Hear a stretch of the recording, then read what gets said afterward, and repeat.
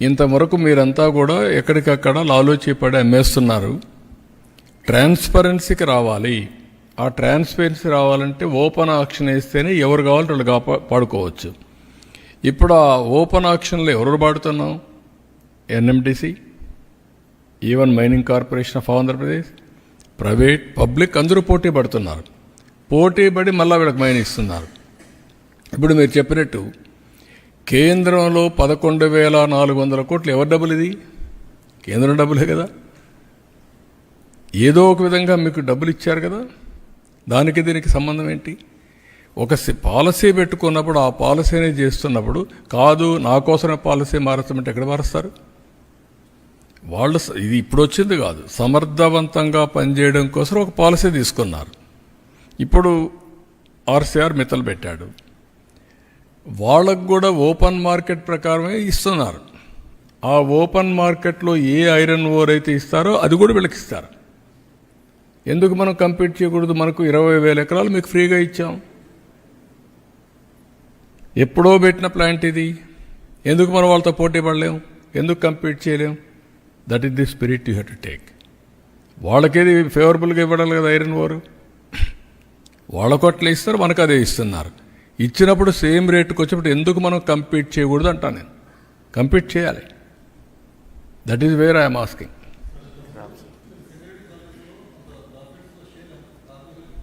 ఇది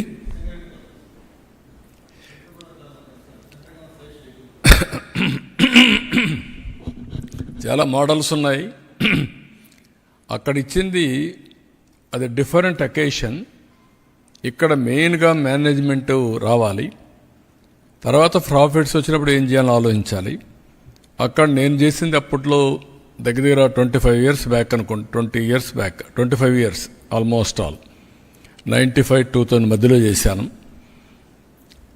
almost all close అయిన fact ఇది సింగరేణి కాలరీస్.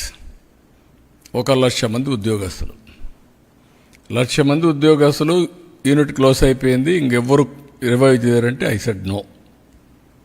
నేను అప్పుడు ఇవన్నీ ఎగ్జామిన్ చేసి దెన్ నేను ఒక పాలసీ ఇచ్చాను. వాళ్ళకి జీతాలు ఇచ్చేది ఇస్తాం, ప్రాఫిట్లో 25%, 33% కార్మికులకు డబ్బులు మళ్ళా తిరిగి ఇస్తామని చెప్పి పెట్టాను. 1/3 25% ఆ ప్రాంతంలో. దాంతో స్పిరిట్ పెరిగింది, బాధ్యత వచ్చింది, మంచి ఎండీలు వేసాను, లాభాలు వచ్చాయి. అక్కడి నుంచి రివైవ్ అయింది. ఈరోజు సింగరేణి కాలరీస్ ఒక బలమైన వ్యవస్థగా తయారయ్యే పరిస్థితి వచ్చింది. ఆ ఒక్క నిర్ణయం. ఆ నిర్ణయంలో లాభాలతోనే కాదు, లాభాలు తీసుకొచ్చే మేనేజ్మెంట్ ఇచ్చాం, స్ట్రెంగ్త్ని ఇచ్చాం, మానిటర్ చేశాం. అందుకే మీరు జ్ఞాపకం పెట్టుకోవాల్సింది, ఒకసారి యాక్సిడెంట్ అయింది. నేను సింగరేణి కాలరీస్కి వెళ్ళాను. మా సెక్యూరిటీ అన్నారు మీరు లోపల పోవడానికి లేదని, అండర్ గ్రౌండ్ మైన్. నేను ఎక్కడైతే యాక్సిడెంట్ జరిగిందో అక్కడ దాకా పోయాను. మా వాళ్ళు అబ్జెక్ట్ చేశారు. I said no.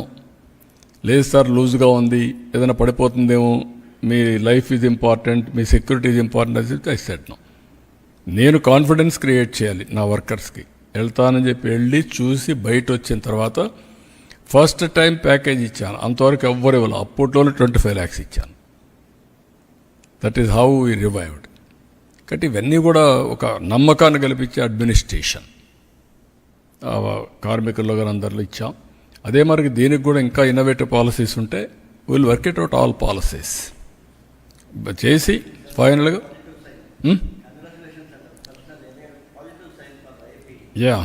అన్ని ఆల్మోస్ట్ ఆల్ మీరు చూస్తే అన్ని నిర్ణయాలు కూడా ఈ 6-7 నెలల్లో